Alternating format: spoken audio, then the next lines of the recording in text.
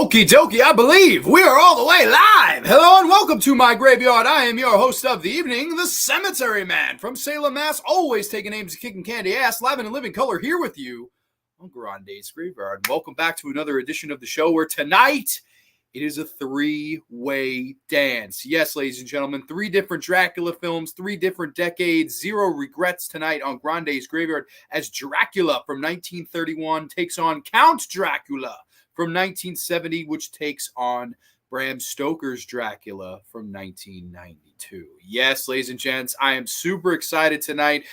This is the first time ever. I mean, we've done versus shows in the past, not as many as I would like to do. I definitely have some future ones planned down the road. However, I figured this show tonight would be a great time to debut a first time ever where it's not just a mano-a-mano. It's not just one-on-one. Tonight, it's a triple threat, a 3-way dance, if you will, old school ECW style, and there can be only one. There can be only one winner.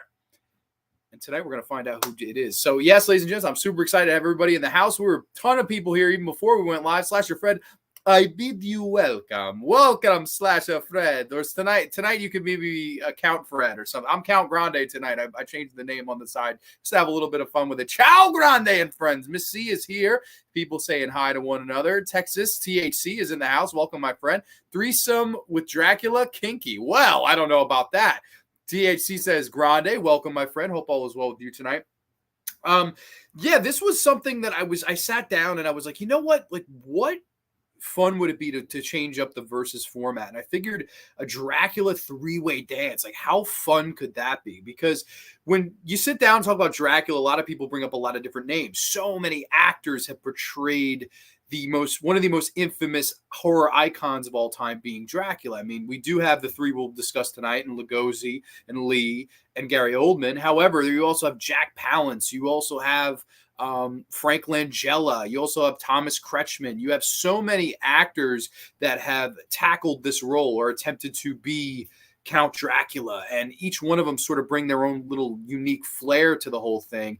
And that's what kind of got me thinking. I'm like, what is the ultimate Dracula movie? And I narrowed on these 3. Now, the reason I go 1931, this movie right here, of course, this is easily the most infamous, the most talked about, the most remembered of the Dracula movies. It's still to this day, almost 100 years later, and we're still talking about this movie right here, Todd Browning's film. So that's incredible type of legacy and memorability that this movie has. So, I mean, this was a no-brainer to me. I think this had to be one of the 3 contenders tonight.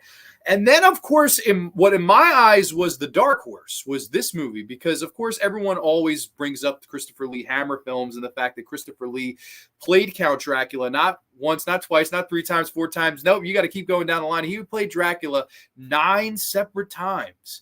But in his eyes, and also in mine, his best performance and the best movie featuring him in it as Count Dracula is none other than Franco's Count Dracula. Yes, Jess Franco's Count Dracula, starring the wonderful Christopher Lee.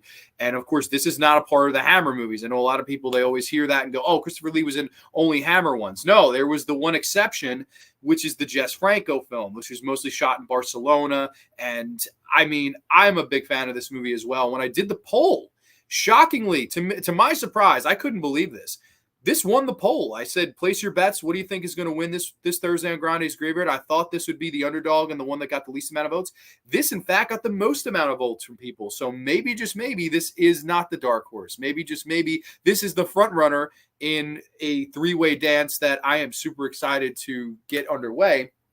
But, of course, lastly but not leastly is the Francis Ford Coppola version of Dracula from 1992, of course, starring Gary Oldman and Keanu Reeves, and of course Anthony Hopkins, Winona Ryder, an all-star cast, and of course a Francis Ford Coppola at the helm, who obviously is almost more famous than Dracula's novel itself. I mean, you hear Francis Ford Coppola, of course you're thinking of so many wonderful, great movies, whether it be Apocalypse Now, whether it be The Godfather, whether it be The Rainmaker, so many great movies that Francis Ford Coppola was a part of and directed.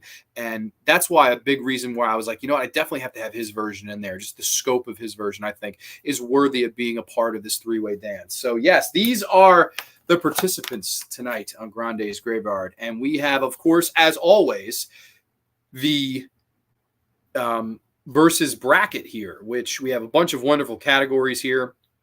We have one sheet versus one sheet to kick us off in the three-way dance. And I guess, I don't know, we could play fun with this if you want me to announce it like it's a triple threat. Grant, we don't have too many people in the house right now. So everyone, I don't have anything to hold up. I just actually drank my drink. So cheers. Cheers to a wonderful, healthy weekend. I hope you guys are drinking the wine or the blood, whatever the hell, floats your palate here. But I guess we can give a little bit of a WWE or ECW introduction to these three movies after the kind of low-key introduction I just gave. Of course, let's do it. So we have this Dracula three-way dance: Dracula 31, Dracula 70, Dracula 92. Let's introduce them as if they were wrestlers. Introducing first, fighting out of the red corner from 1931, directed by Todd Browning, starring Bela Lugosi. It is the one, the only Dracula. Yes, Dracula from 1931. And in the corner to his right, from 1970, directed by Jess Franco, starring Christopher Lee, Soledad Miranda, Maria Bohm. Yes, this is Count Dracula from 1970. And finally, from 1992, directed by one Francis Ford Coppola, starring Winona Ryder, Gary Oldman, Anthony Hopkins, Keanu Reeves. Dracula, 1992. There can be only one winner on Grande's Graveyard. Let's get this son of a bitch underway. I'm super excited tonight. Place your bets in the comments. Place your bets. He's looking a bit like Fu Manchu. Oh yeah. There is also the classic 1992 Nosferatu, which is loosely based on Dracula. Of course, that definitely you could have made the argument that could have been included if we did a fatal four-way maybe. I just sat down and said, let me make the three that I think would be the most interesting triple threat match. And I know probably a lot of people will be angry that I left the Hammer movies off here. I know Dracula Prince of Darkness is a huge fan favorite amongst Hammer horror fans. I don't know. Hammer horror and me have never really clicked. It's like one flavor of the genre I never really quite liked. And I know there's some people that'll say, oh, you're not a true horror fan if you don't like Hammer. And I disagree with that statement full. Like, can I not be a fan of pistachio and still like ice cream? Of course I can. Like, I can still like chocolate, vanilla, and strawberry and Rocky Road and all of these wonderful ice cream flavors. Hammer is just a style and flavor of horror I've never personally liked. Now, I know people swear by them. I know people will swear by the Hammer horror movies, and that's fine if it floats your boat. I'm not a personal fan, and that's a big reason why I went with Franco's version with Christopher Lee over any of the fucking Hammer ones. I like it better than any of those fucking Hammer horror movies, man. To me, this is a true horror movie. This is a true Dracula movie. The Hammer horror, man, it leaves a lot for me to be desired personally. AJ Zitro's in the house, fell asleep at Coppola's Dracula at the theater. Well, let's hope I can keep you awake here tonight on Grande's Graveyard because we have a very fun three-way dance tonight. Jamie Hart is here, sending hearts. Jamie, welcome. Hammer bores me too, buddy. I just don't care for it. I don't care. I've watched enough Hammer films at this point to say I've given it a fair chance, and most of the time I'm disappointed. I don't really care for those movies. I just don't. So I apologize. No Hammer horror being discussed here tonight, Grande's Graveyard. If you want that, go somewhere else, because tonight the three contestants are here and I've announced them formally. And let's get underway with one sheet versus one sheet versus one sheet. Now that's you're gonna get sick of me saying versus tonight. I just warn you right now. But here we go. One sheet versus one sheet versus one sheet. This is a versus Grande Graveyard special here. Of course, I really enjoy all three of these posters. I think they're great. I mean, first and foremost, you look here at the Call LeMay presents Dracula in all bold yellow letters, like the Hulkamania letters, brother. And that classic painted background. And then, of course, the scowl of one Bela Lugosi. I mean, this is a horror movie poster that's just iconic. I believe, in fact, now don't quote me here, I believe this is the case where I think that is the most expensive horror one-sheet poster known to man. Like, I think it's the most expensive one sheet out there. I believe it sold for over $1 million not too long ago. So that one sheet is the most expensive one sheet in the world of the world of horror. Absolutely wild. And man, you think about that one sheet and them putting it on the marquee at Universal and the amount of tickets that it sold and the amount of people that were drawn to it and came to go see Bela Lugosi and Dracula. I mean, it's not something to be understated is how big that fucking poster was to me. I mean, that's a really, really nice one-sheet poster, classic and iconic in and of itself. And then, of course, to the right, we have Count Dracula. Bram, it says Bram Stoker's, but it's really, really light blue, so it doesn't mix in well with the white. And I like this whole blue background with the bats flying and the person about to be staked. And of course, Christopher Lee with the mustache and fangs. And then of course, Soledad Miranda being pinned down here. Just a really cool poster as well. I really like this 1970 poster as well. I think it's really quite unique looking. And I like that they played a little bit with the colors, whether it be, the light blue and then the dark classic blood red. Very cool stuff. And then, of course, finally, the 1992 poster, which probably is the most action going on. I mean, of course, in the background, you have all these gray things where you have Winona Ryder, you have Anthony Hopkins, you have some of the side characters in the movies, and of course, different forms of Gary Oldman. Here you have the young, kind of desirable Gary Oldman, and then here you have the beehive Ludwig van Beethoven looking Dracula, which did not work at all. We'll get there. And of course, holding in his arms Winona Ryder, and love never dies. Love never dies, of course, because that was the whole idea of the Francis Ford Coppola one. He changed it to a love story. I enjoy these three posters, but to me, this is a slam dunk for the original Dracula poster. I mean, it's one of horror's most iconic images, is this poster. Hell, it's one of horror's first iconic images. Like, this really was the first horror movie of note to have sound. I mean, there were horror movies before this, of course, the Lon Chaney era and your Nosferatus with Max Schreck and your Phantom of the Operas in the 20s, and these horror movies that came out and made a buzz and made a statement, but without sound. And then, of course, Dracula comes onto the scene in 1931 and really kind of changed the whole dynamic of horror for years and years to come. And I think this poster is a big part of it. I really do. And when they re-released Dracula 10 years later in 1941, aside Frankenstein, they did the double marquee of the two movies side by side. Come see the double feature, Karloff and Lugosi, back to back and belly to belly. I mean, how many fucking tickets did that poster sell of one Bela Lugosi in a painted blue background and those giant yellow letters and all bold and, three dimension? To me, you can't beat that poster. That is one of horror's best posters of all time. So point number one goes to Dracula 1931. Yes, Dracula 1931 is on the board early. It is in the early lead. Mateo is here. Ciao, Grande. Welcome, my friend. Hope all is well with you. People saying hi to one another. You have Count Dracula 31 Lugosi, and the filmmakers created something iconic that has been copied probably into the millions by now. Well, yeah, there's definitely tons of Dracula adaptations. And of course, yeah, the big inspiration behind all of them is, of course, Todd Browning's film. There's no doubt about that. AJ saying hello all. People saying hi to one another. Speaking of Lon Chaney, he was originally supposed to play the Count, but unfortunately he had died of cancer before production began. That's right. He died, I believe, in 1930. Whereas this came out in 1931. And I know they went through all sorts of different ideas and people to play Dracula. They did not initially want Bela Lugosi, even though he had played him on stage. And they ultimately decided for Bela Lugosi, as long as he would take a pay cut, which is the famous story. Bela Lugosi got paid less than like Jonathan Harker did. Bela Lugosi did not get a great paycheck or payday for Dracula, the original. It's actually quite wild. And it's quite wild that they tried to cut his pay a lot. Like, Universal never really thought much of Bela Lugosi, which is what's so wild to me, because they loved Lon Chaney. They loved Boris. They definitely didn't like Bela as much as those guys, to me. And the proof of the pudding of that was always, in my opinion, the Son of I'm sorry, not the Son of Frankenstein. Well, yeah, no, it would be Son of Frankenstein. Yes, the Son of Frankenstein movie where, of course, they had Basil Rathbone and they had, of course, Boris Karloff. They're in it. And then, of course, Igor is played by Bela Lugosi. Now, what they did was they tried to cut Bela's pay.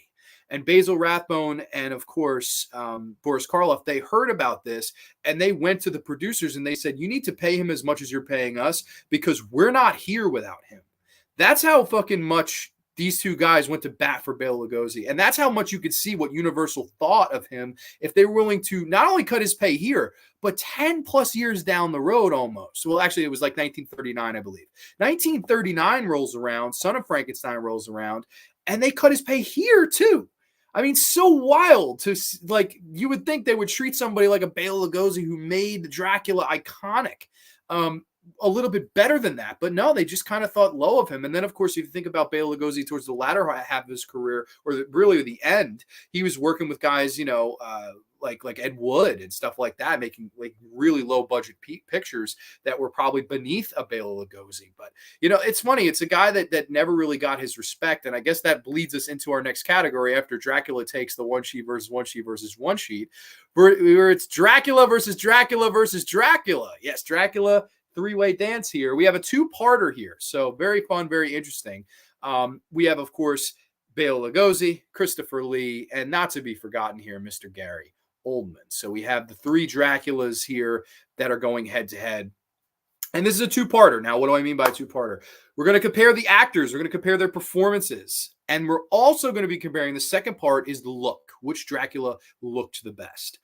So this is a two-parter. There's 2 points to be had with this category. This is another first time for Grande's Graveyard here tonight, so this is a lot of fun. Of course, I've just been mentioning Bela Lugosi and his importance, but let's talk about the performance. Let's talk about what he brought to this role. And man, to me, it's nothing short of the most charismatic Dracula that there ever was Bela Lugosi's Dracula. I love the charisma that he brings to this role and how smooth he is in the role. And some of the lines, and of course, the Hungarian accent, right? Because Bela was Hungarian actor in the Children of the Night. What music they make. I mean, he was just great. And I never drink wine. I love the pause there and just some of the line deliveries. I think the accent made it so much more memorable for people, because you look at all the people that imitated Bela and tried to be Bela, and how many people on Halloween wear the black cape and the slick black jet hair, all that stuff. That's Bela, man. That the look, the feel, the tone, the delivery, the accent. People, I don't know if Dracula really was supposed to sound like that, but Bela made him sound like that. And that's why everybody, like, when they imitate him, I am Count Dracula, they do that Hungarian accent. They throw that in there. And that's all him, man. And man, he does such a good job, I think, of making you feel uneasy and unsteady. And I love some of the ways that he's lit in this movie, where they do this kind of like nice, like light slit on his eyes. And it's just incredible, some of the looks that he gives. And, when he sees the cross, he puts up his hands to block it. He really gave it his all, man. This is somebody that was so committed to the role, and you could clearly tell when you watch this movie. He's just so wonderful in the role as Dracula, man. He really, really is. There's just no understating how great Bela Lugosi was in this part and how memorable he was. Of course, second up, though, one Christopher Lee. And in live action film, no one ever played Dracula more than one Christopher Lee. Of course, like I said, you had the 7 or 8 Hammer films, and then this one standalone with just Franco, where he was playing Dracula for his unprecedented, I believe this was the 8th, and then he played him one more. It was the 9th time, I believe, in 1972 in Dracula's AD. I think that was the last time, if memory serves. Then, of course, he does Wicker Man in 73 and kind of shedded the whole Dracula thing for a while.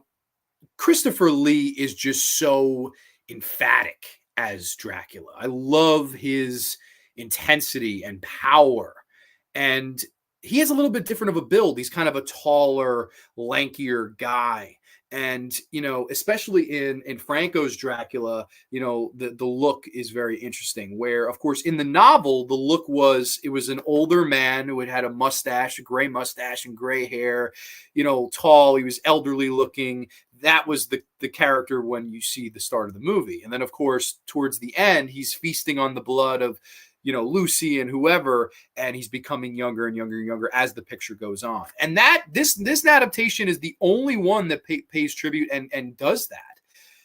Bela Lugosi is jet black hair the minute you see him in the original. And Gary Oldman, it jumps around a lot, but of course, they play around a lot. And I mean, I didn't really care for the Gary Oldman look, and we'll get there. But man, this version, they do the whole, he's the old man, he's got the gray, mustache, but every time he feasts, you can see the hair gets darker and darker and darker until he's younger. Christopher Lee that we all know and love in 1970, which I thought was interesting. And like I said, the emphatic performance from Christopher Lee just brought such a different, unique power to the role. I love how, intense he was. And Instead of the children of the night, where Bela was trying to be more charismatic and perhaps a little bit more flamboyant with it, whereas Christopher Lee really states it and feels it, and man, it's powerful stuff, man. The emotion that one Christopher Lee can drive out of you is quite something. I really enjoy Christopher Lee in any Dracula movie that he's in, just because he's as Dracula.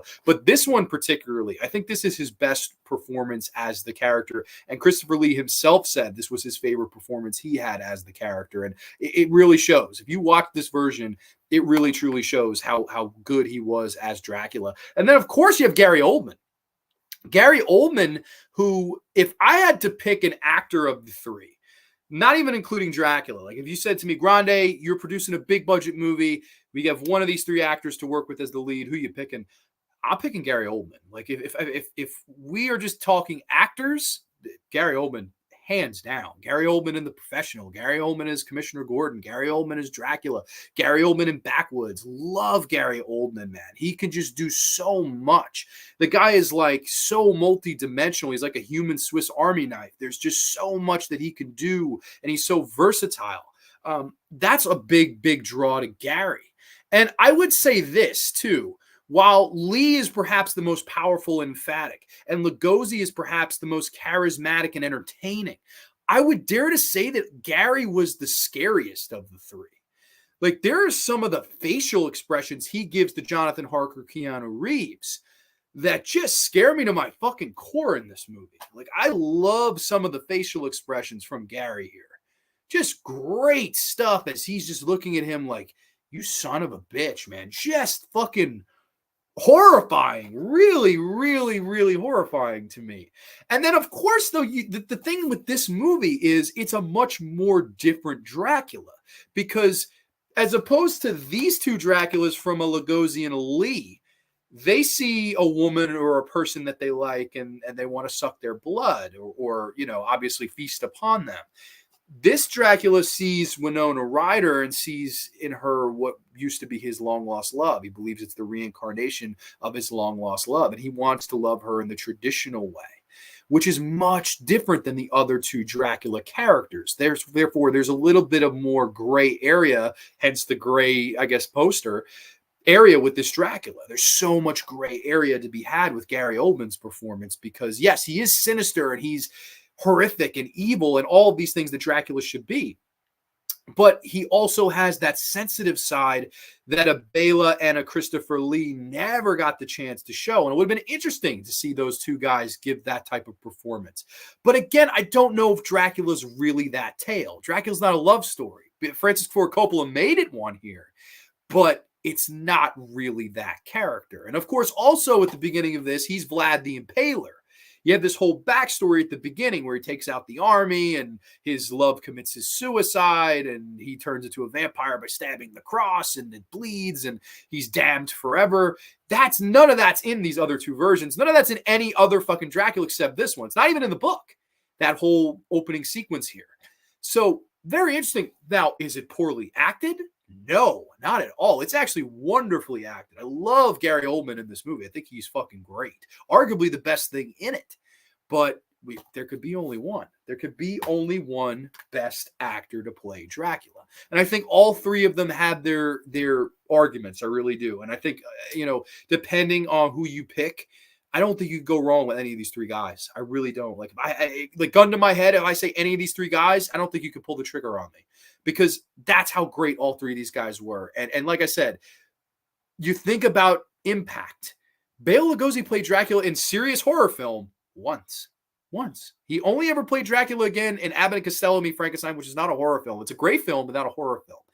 Christopher Lee played it 9 times. 9 times. That's wild how many times he was able to play that same character over and over and over. And I know he was sick of it by the end. And to the point where for Wicker Man, he did it for free. He said, fuck it. Anything to stop being Dracula, I will do Wicker Man for free. And he did it, and it was his favorite movie that he ever did. And then you have Gary, who is like, I'm not sure if he's Academy Award nominated actor, but he should be. He totally, totally should be. Got to play him once as well, and more early in his career, which was, very kind of interesting to see. But for my money, the best actor to play Dracula and the one that gives the best performance, you have to go Bela Lugosi. I don't think you can go with anybody else. I mean, like I said, I can't fault you for going with either of the other two, but for my money, my pick, you have to go Bela Lugosi because he really fucking made it iconic. He really did. I mean, like I was saying before, the amount of children of the night that would dress up like him, the slick back hair and the cape and the bangs and the poses and the, you know, all the stuff.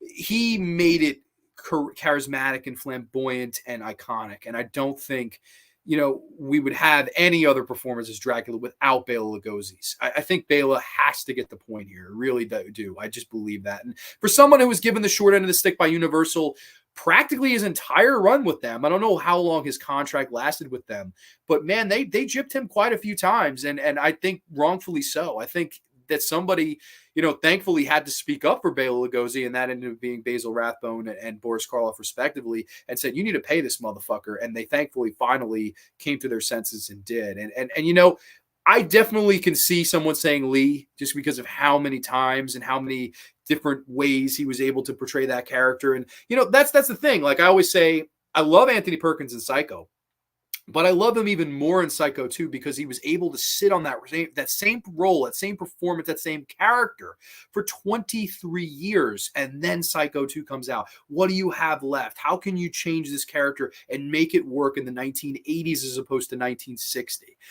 That's something that Christopher Lee was able to do his entire run as Dracula. It's just one of those things where I don't really like a lot of the movies with him in it. It's not his fault. It's the movies. It's the Hammer. Kind of just turned the other cheek. I'm not a big fan. And then Gary's just a professional, man. Gary's a pro. There's so few as good as Gary Oldman, man. And like I said, if I had to just pick actors, not Dracula, Gary Oldman would get the point. He really would. Like if you just say, of these three actors, who do you like the best? Gary Oldman. There's not even a fucking doubt as how great Gary is. So tough category, but like I said, it's a two-parter. Who's the best looking? Which one had the best look? Which one had the most iconic look? Now, memorable, iconic, probably Bela, right? I mean, like I said, all the people that kind of dress up as him and stuff like that. The Gary Oldman one's terrible looking. This beehive, like what was this beehive hairdo they were going for? That's terrible. Like the makeup on his face is not bad. I guess it probably looked weird as him bald, and they didn't know what to do with the hair, so they just said, fuck it, put like a Victorian wig on him. Very poor look. But I like the younger Gary Oldman version of Dracula where he's the long black hair. It's like kind of curly. There's also the bat-like creature of Dracula in this where I think that should have been in the movie way more than it was. I definitely think they could have utilized that a little bit more. And then, of course, Christopher Lee in Count Dracula, like I said, is the most faithful to the novel of Bram Stoker, where he starts off as the old, decrepit man with the, you know, gray hair and gray mustache and, you know, kind of lanky look. And, of course, as he feeds, he becomes younger and younger and younger. I'm going to go Christopher Lee. I think the look of the character, you can't get any better than just as it is in the novel. And I think Christopher Lee deserves that. I really do. I think he, you know, made sure of it because in all the other Hammer films, he would come to them and say, listen, I know you're trying to make me look like Bela, but in the novel, he's an old man with oh, no, we don't want to do that. We don't want to do that. Yeah, we don't want to make it look old. Jess Franco finally wised up and said, you know what? That is true to the novel. Let's fucking do it. Let's fucking make you gray. And he did. And I love the look. If there was a Dracula film where I said, watch it for the look of Dracula, this is the one right here. It really is. I mean, this is the most faithful to the novel when it comes to the look of Dracula. And I think it's wonderfully acted all around, especially by Christopher Lee. So my second pick for this category is Christopher Lee, the best looking. So as of right now, Dracula 31 leads 2 points to Count Dracula's 1 point. To Dracula 92's 0 points. Yes, ladies and gentlemen, we have 3 points on the board, and we are going to head back to the chat. So let's go here, I think. Mateo says, got to go Bela on this one. I mean, yeah, you just have to. I love the other two. I really do. And I think you can make great arguments. I know a lot of people that probably tell you Christopher Lee, and I think Christopher Lee is probably, if I had to go, I would go in order. I'd say Lugosi, Lee, Gary. I think they would be that order for me. But man, I just think Bela just brought something so fucking iconic and memorable to it that you can't you can't deny it. Like, you can't deny that importance and the fact that he really was the voice of the genre. Like, who was the first voice of horror? It has to be fucking Bela Lugosi as Dracula. It has to be. Like, think of anyone else. Does anyone else fucking come to mind? Like, would you say Colin Clive as Dr. Frankenstein? Possibly. Would you say Lon Chaney Jr. as the Wolfman? Possibly. But man, I mean, neither one of those, all due respect to those actors. And I love Colin Clive. I really do love him. They're no Bela Lugosi. Just not. It's just not feasible. Igor, you sound like Marty Feldman's character. Yes, exactly. Igor. Got the bone stuck in throat. I love fucking Bela Lugosi. My favorite Bela Lugosi performance is as Igor in Son of Frankenstein. I think he's great in that movie. I read the original 1931 was originally supposed to be silent, and watching the movie, it does feel like a silent movie. We're going to get there. We're going to get there. We have that category next with the director. Oldman killed with not one, not two, but three different looks. You can't top that, in my opinion. So you like the looks of Gary Oldman. Okay, so there you go. There's a vote. Missy has a vote for Dracula 92. I like the young Gary Oldman look where he's like trying to woo Winona Ryder, and I like the bat look. I love that. I think that was great. It was practical. There's really no CGI in Francis Ford Coppola's Dracula, which is a damn good thing in my opinion, because 92 is right around the time where CGI was starting to roll in. It was like 93, 94, 95 was the big year where it was like, all right, let's go the CGI route to save money. That was what everybody was trying to do at that time. Save time, save money, get it done. That was kind of the mentality. But I don't care for this beehive thing. I think that is just ugly. Like, I don't know whose call it was, but I just think it really did not age well. And it probably was shitty at the time. Granted, I wasn't alive. One of the most known facts is that during his funeral, Lugosi was buried in the Dracula cape. I mean, yeah, that's, one thing, Sasha Fred, I wish he had played Dracula more times. Like, maybe that would have diminished it. Maybe that would have saturated. Maybe it would have watered it down. I don't know. But, like, I wish we could have seen more of Bela Lugosi as this character. Like, all we really have is a 74-minute movie. That's his legacy, but it's still to this day talked about 100 years or so later, almost 100 years later, over 90 years later, I'm still sitting here talking about it. That's something of importance. Children of the Night, what beautiful music they make. Yes, love it. One of the most known Dracula misquotes is, "I want to suck your blood," which always is said with that accent too, which is never said. That's true. This is impossible. Like I told you before, it's like choosing between mom and dad. Exactly. You love them both, and they mean a lot to you both. They're near and dear, but man, it's like picking one or the other. It's next to impossible. It really is. I could see, like I said though, I could see any case for any of the three. That's how good all three of them are. It really is the case. And like I said, I like Frank Langella. I like Jack Palance. I think they do good jobs as Dracula in other movies.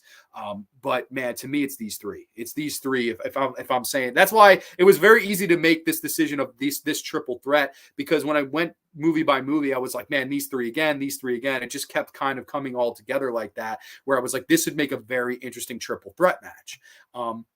Bela Lugosi also played a vampire-like character, which is a remake of London After Midnight. That's true. Two of the best classic scenes in the original Dracula that I can think is the best one is one Dracula appears on the other side of the web, and the scene where the bug comes out of the coffin. Oh my God, of course, dude. So many iconic scenes. And of course, we're going to get there when we get to direction. Sean Blue Digital's in the house. Hello, everyone. Hello, Sean Blue. Hope all is well with you. I just always figured Oldman was playing Dracula at different stages, different eras. I mean, Dracula as a character would be alive in different centuries, I guess. No, you're right. You're definitely right. And I don't fault his performance. The performance is not the issue. I just think the look of this is like the Dracula you see the most in the movie, is this beehive wig Dracula, and that's just not it. I mean, if it was mostly the younger Gary or that bat, sure, I would, but everyone remembers this, and it's like, compared to the slick back, jet black hair of Bela and the old man, white mustache, white hair Christopher Lee, and that emphatic presence, I think that beehive pales in comparison, sister. Ghostface Brett is here. Good brother. What's up, man? Haven't seen these films in a while. Dude, man, welcome to the graveyard. Hope all is well with you. People saying hi to one another. The 31 classic and the 92 are one of the two movies that feature Dracula's assistant, Renfield. Renfield. Well, so does the Franco version. They all three of them do have Renfield in them. And spoiler alert, Mr. Fred, we have Renfield versus Renfield versus Renfield coming up. So stay tuned for that because we'll pick our favorite Renfield. There's also the Spanish version, which was shot simultaneously at night. Of course, people saying hello. Not much, just enjoying the stream. Awesome. Glad to hear that. How are you, buddy? By the way, got 893. Dude, almost 900. Congrats, Anthony. Hope all is well with you, man. So to recap the score, like I said, Dracula 31 leads 2 points to Franco's 1 point to Francis Ford Coppola. This is not on the board yet. So let's move on to our next category. Let's see, of course, if Mr. Francis Ford Coppola can get on the board as we go director versus director versus director as Browning takes on Franco, takes on Ford Coppola. Yes, a three-way directorial dance here. Wow. And what colorful filmmakers to battle this out. Because first and foremost, you have Todd Browning, who I think was just a very interesting human being who, of course, was a big circus goer. He loved the circus. He fell in love with a woman who was a dancer at the circus. They got married at a very young age. Just a very unique guy and spent a lot of his life as a circus clown, which I don't know if a lot of people know of. But yeah, Todd Browning was a clown, was literally a circus clown before he got into directing film. And of course, he had made movies before this, silent movies before this, and you could see a lot of that bleeds into Dracula 1931, which is made with sound. However, there's a lot of this movie that he makes sure is quiet. And I think a big reason for that is because sound was so new at the time. I believe the first movie with sound was The Jazz Singer in 1927, and then this comes out in 1931. This was arguably, I think this was the very first horror movie with sound. Now, correct me if I'm wrong, but I believe this was the one. And there's quite a lot of this movie that is very somber and quiet. And there's some very interesting pans that the director had the cinematographer do where we see the old Victorian Gothic mansion, castle, what have you. And we go through coffin to coffin, these nice, excellent low angle shots.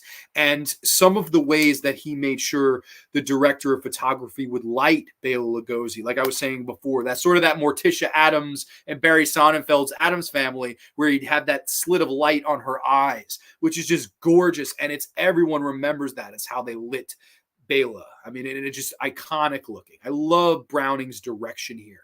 And of course, the old mansion where you have bugs crawling around and creepy crawlies and the bat flying in the window and all of the cliches and all the tropes that we go on to know, whether it be haunted house movies or haunted mansion movies. That was all here. That was all Todd Browning that directed all of this stuff and easily was his biggest hit. Was this movie right here. And of course, he would go on to make other movies. Hell, I think he made movies better.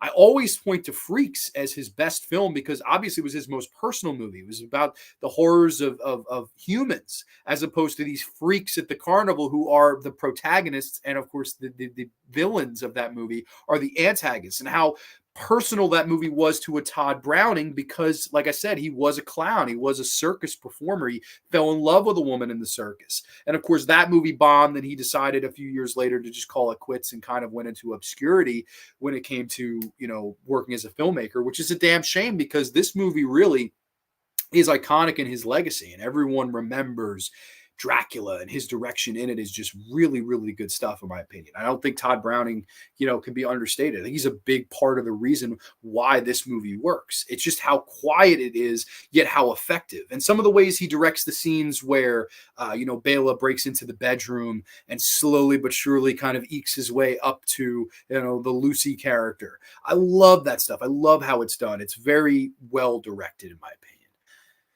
Turn the other side of the coin to one Jess Franco, who everyone knows that I am a fucking fanboy of. If you don't know, now I'll tell you, I love Jess Franco, someone who directed over almost 200 feature films in his career, someone that made a lot of sleaze, someone that made a lot of different styles of genre films. And of course, this was around the time where Jess Franco was in the relationship with the producer, Harry Alan Towers. They were having this kind of this picture deal, if you will. And the whole blow off was supposed to be this movie, Count Dracula. where Harry Allen Towers said, hey, I want you to make one as close to the book as you can, and I want you to go for it. I want your signature style on this, but I just want you to remain faithful to the source material. And man, you get classic Franco here. You do.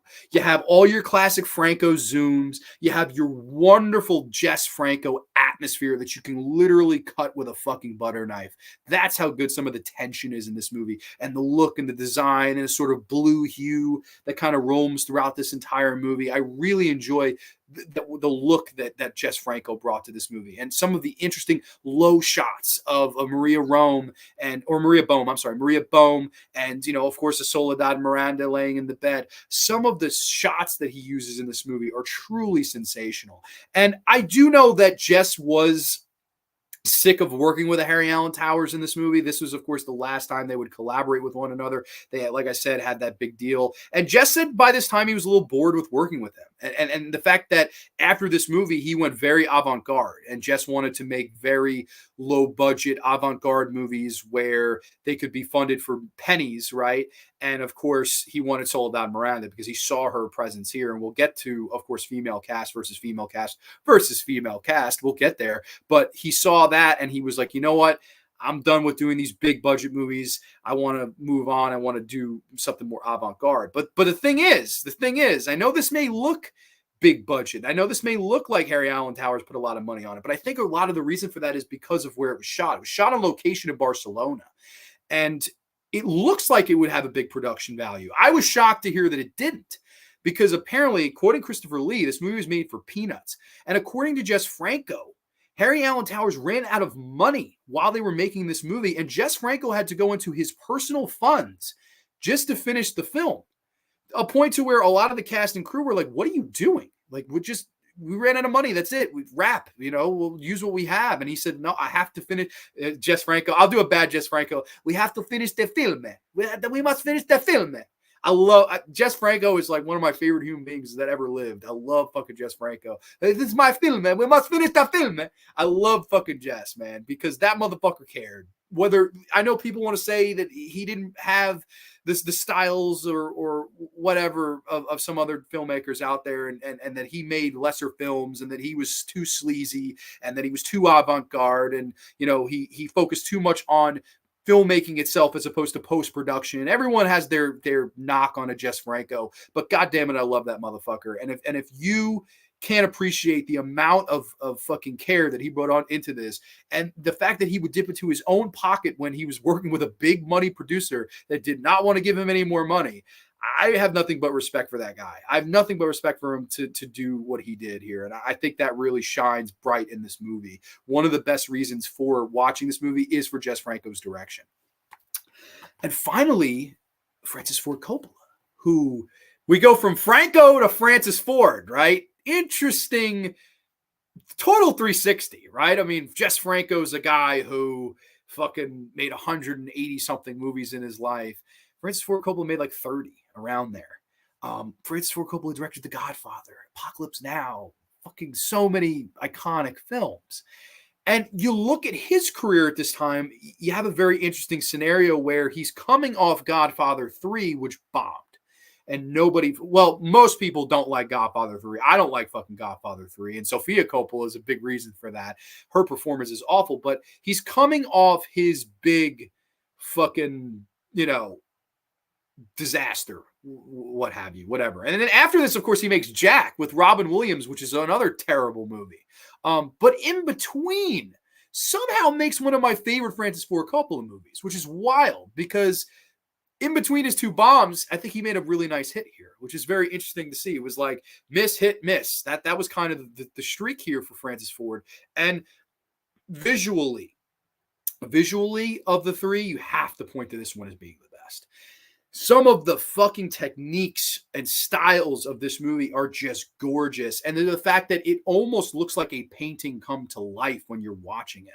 There's some beautiful scenes of Winona Ryder, and she's writing next to a glass window.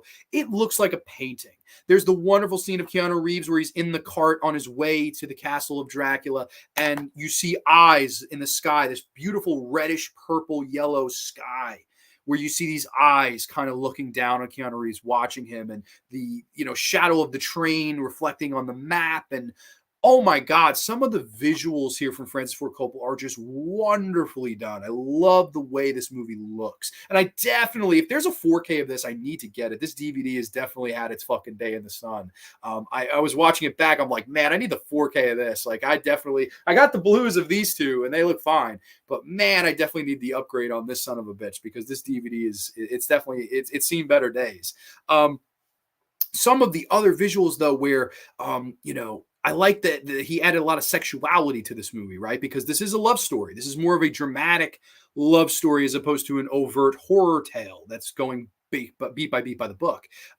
You have this wonderful scene where Lucy pretty much gets fucked by this beast creature, and it's like, holy fucking shit! I would not expect to see that in a Francis Ford Coppola movie, but yet here it is, a very exploitative scene where this woman is literally fucked by a beast like a beast, and it's quite something. I think it's really interesting call for Francis Ford Coppola, and I like that he makes this movie feel like an epic, right?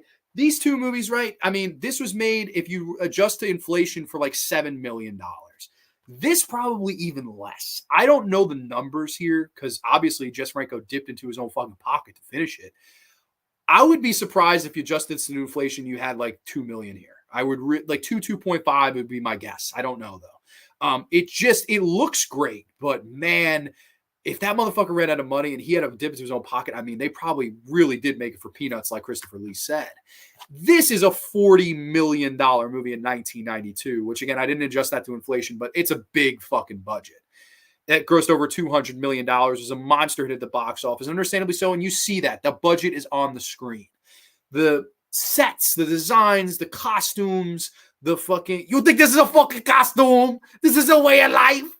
Gotta love fucking Scuzz. Or was that, no, Suicide Trash? What the fuck? What the fuck was his name? Mark Venturini in that? What? I don't know why. I just got all the Return of the Living Dead characters' names like jumbled in my head. Too much Dracula information going on. I fucked up ROTLD. But man, some of the care that he put in this movie and making it feel epic, like a fucking Dracula movie could, I think was really nice treatment that Dracula actually needed. Because these two movies, like I said, are smaller in scope and they're smaller in scale. This movie delivers on the scope and the grandeur of what Dracula could be, what Bram Stoker's Dracula could be if given the right treatment, the 2-hour epic that it should be. And for that reason, we're going Francis Ford Coppola as the best of the three directors. No disrespect to Browning, no disrespect to Mr. Franco, because he's number one in my heart. Like, if it was a very biased pick, I'd of course say Franco, because I just like him as a human better than either of the other guys. But man, you gotta give Francis Ford Coppola his credit here. And I know there are a lot of people that don't like him. They say, oh, he's overrated. He made one great movie or two great movies, Godfather 1 and 2, and then they kind of turn a cheek or whatever. I get that. I know there are a lot of people that feel that way. They feel that he made one great movie and then just kind of got that the legend type of gimmick throughout the rest of his career, whether he was or wasn't. I don't think so. I think Francis Ford Coppola is a good filmmaker. I do. I definitely think he's good, and I think this movie shows how good. This is one of my favorite Francis Ford Coppola movies, is Dracula 92. So Francis Ford Coppola gets 92 on the board. We're all on the board at least once, of course. Now to update the score, it is 2-1. So we have every single Dracula movie is now on the board, 4 categories in. So this is a lot of fun. Let's go back to comments. The chat's a little bit slower tonight, so you guys are hearing me out. I appreciate this. Did you know the opening scene with the carriage, the woman reading the tour guide, was played by Carla May's niece, Carla? That's right, and they did the interview here on the making of Dracula. She actually shows up at the beginning, how young she was. It was so kind of cool to see her. Robert Simeone is in the house. Love Bela Lugosi Dracula. I picked him too, my friend, my favorite Dracula actor of the bunch. I think he did a great job. And also Armadillos. Yes. I'm going to go Coppola as director. However, choosing Winona Ryder and Keanu was a terrible decision. We'll get there, Mateo. We will get to the cast, I promise you, and I agree with you. I completely agree with you. Browning made Freaks, correct? Yes, that's right. And like I said, he was a clown a lot of his life. He fucking worked in a circus. Like, could you fucking imagine that? Could you imagine being a fucking ringling, brother, a fucking clown with a fucking red nose and fucking giant shoes? And all of a sudden you direct like Universal Studios' biggest fucking horror hit.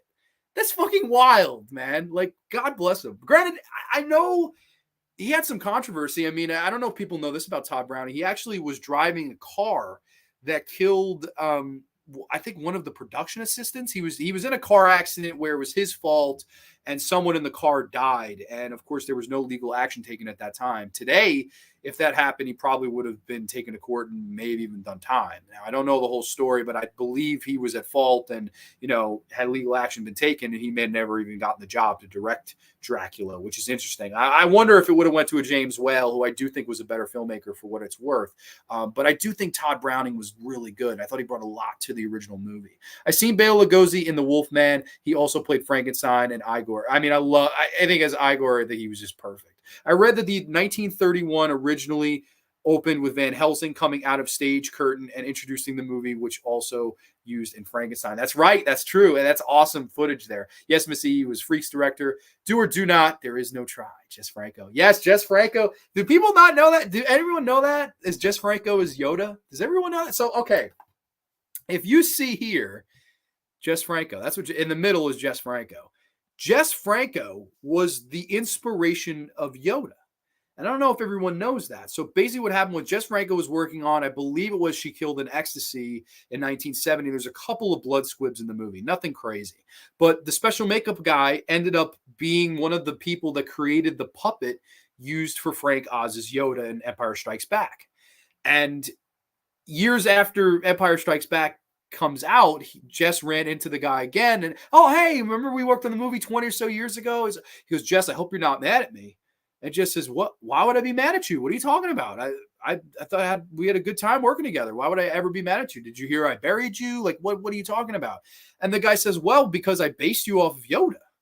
And Jess said, base me off Yoda? What the hell are you talking about? He goes, the design of Yoda is you.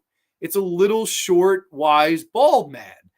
And Jess Franco went, you're fucking kidding me. And he said, no, you're Yoda. And Jess was like, you're kidding me.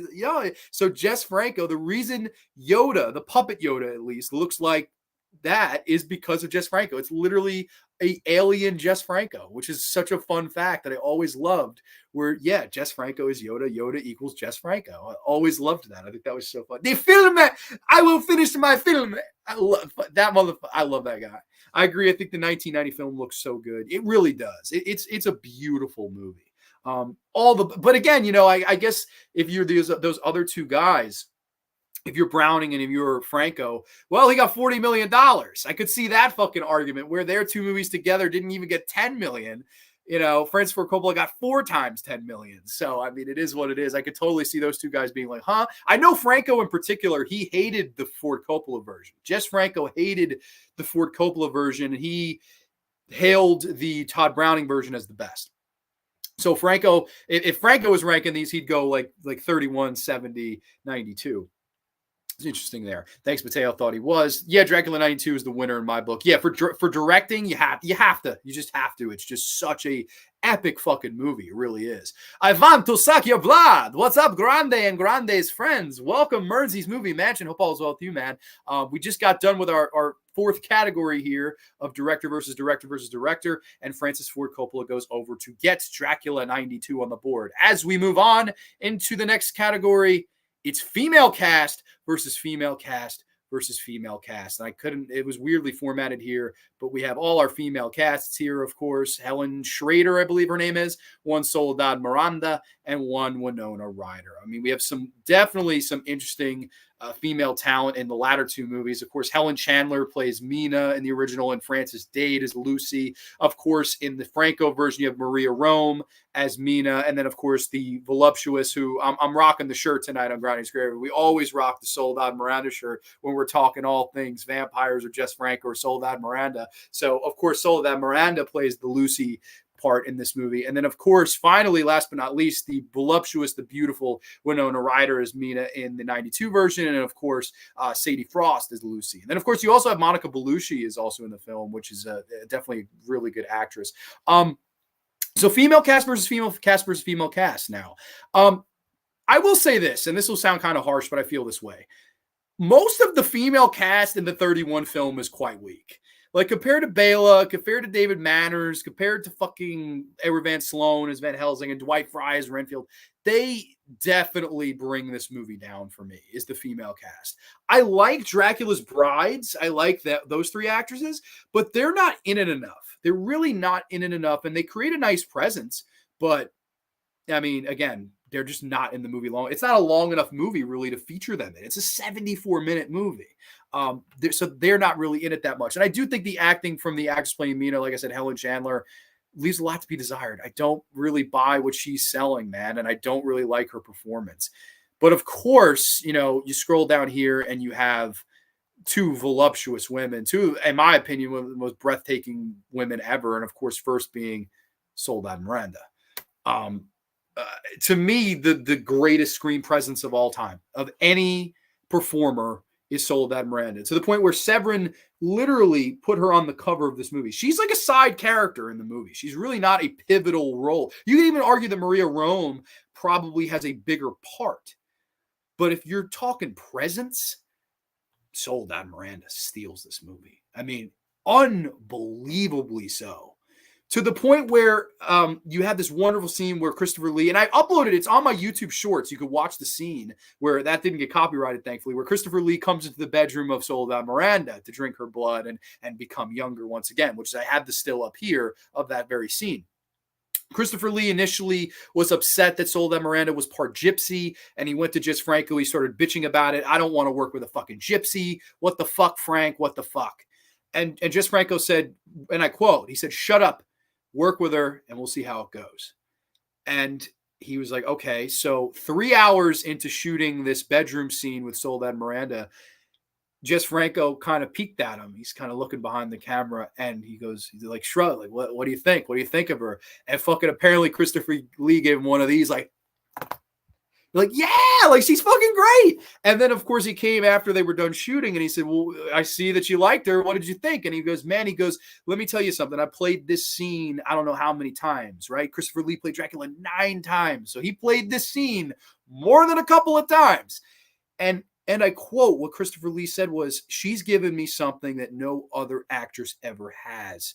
And it's never to be understated, the power of presence that Soledad Miranda brought to every single fucking movie she was in, whether it be as the lead in a Vampiros Lesbos, or a fucking She Killed in Ecstasy, or A Devil Came from Akasaba, or Nightmares Come at Night. No matter how big or small the role, Soledad always brought that fucking power and presence, man. And the chemistry between those two, between Christopher Lee and Soledad as he goes to feast on her blood, it's, to me, more steamy and sexy than anything between Winona Ryder and Gary Oldman in a film where it's literally about their love arc.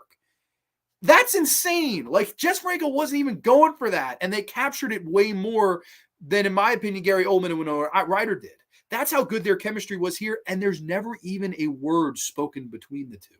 It's all facial. It's all emotion, raw emotion, and man, it's well done. It's so fucking well done. I can't tell you enough about how fucking good I like Maria Rome a lot too, but Soledad Miranda pretty much steals this fucking thing.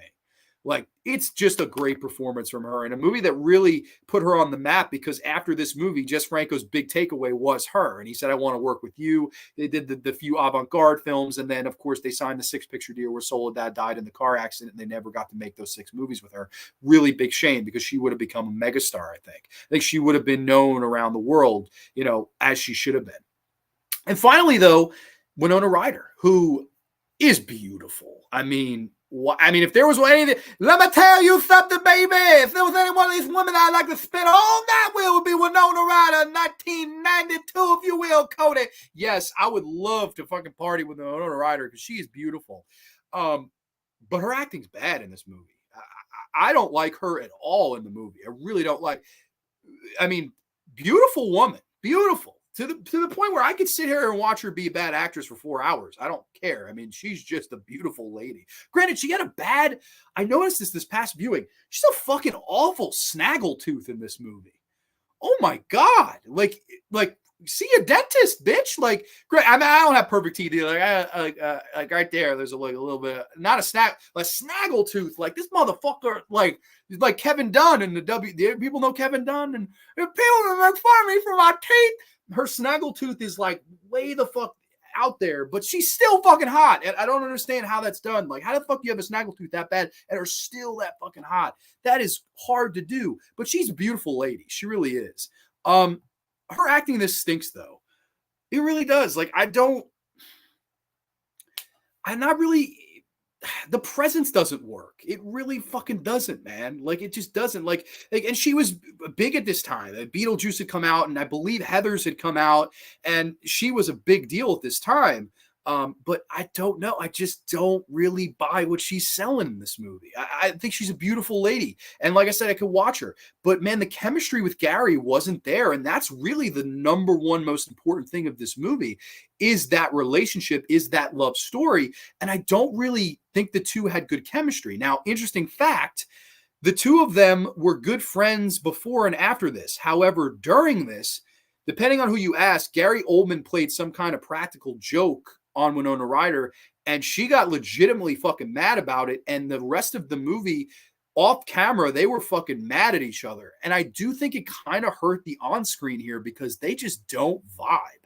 I think Gary Oldman's great, but Winona Ryder, man, bad in this movie. And I know I don't have a Harker versus Harker category, but Keanu Reeves is terrible in this too. I saw that Mateo had mentioned that.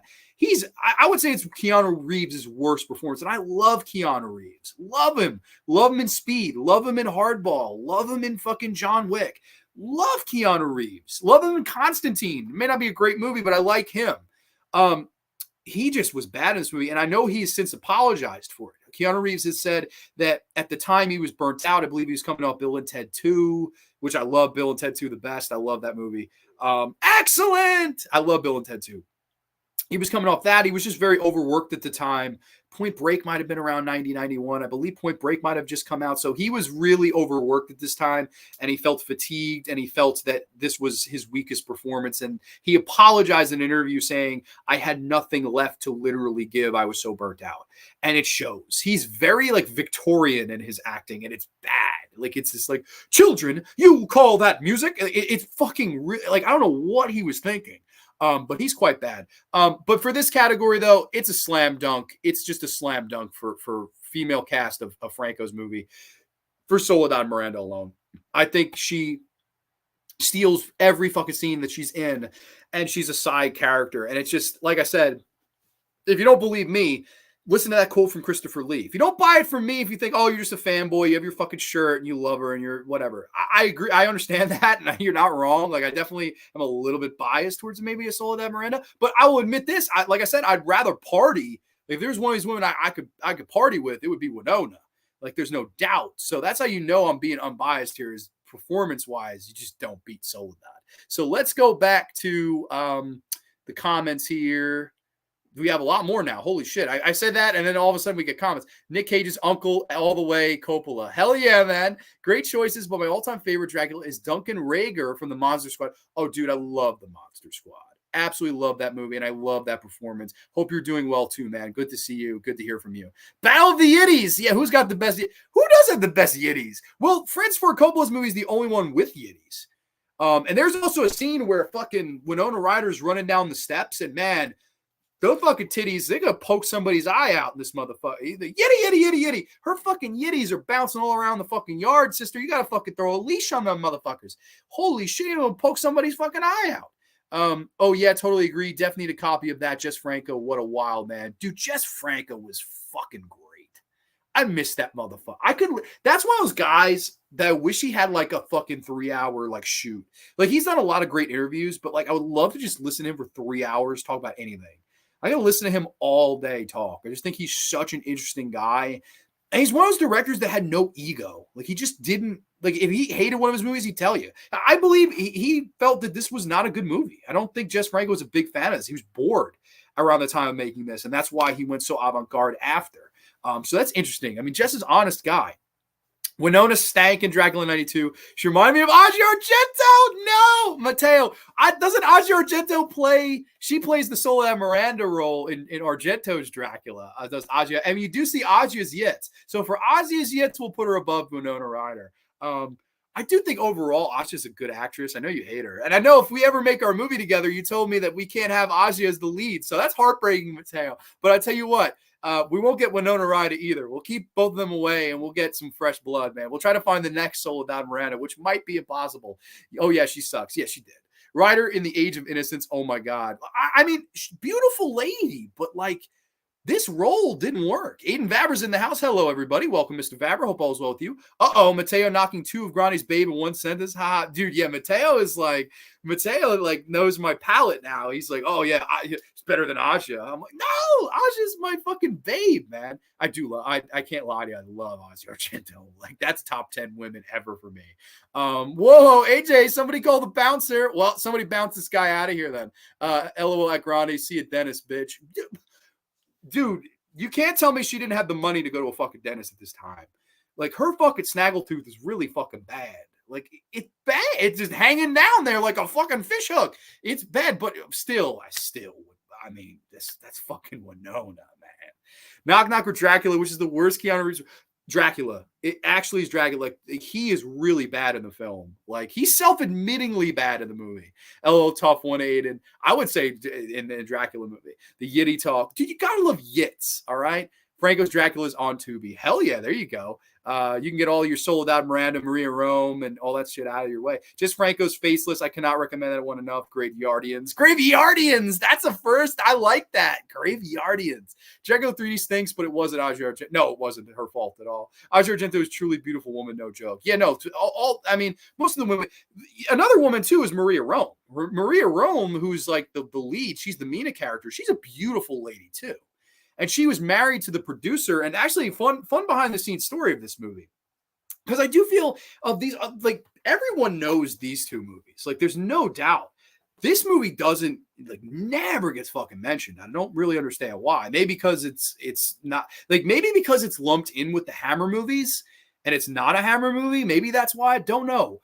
But a fun behind the scenes story of this. Now, Maria Rome, who plays the Mina character, she's like the lead female in the movie. And the producer at one point, her husband, Harry Allen Towers, he had to fly back home to take care of business at home. I forget exactly the story of what he was going home to do, but he had to catch a flight, get home, misses his fucking flight.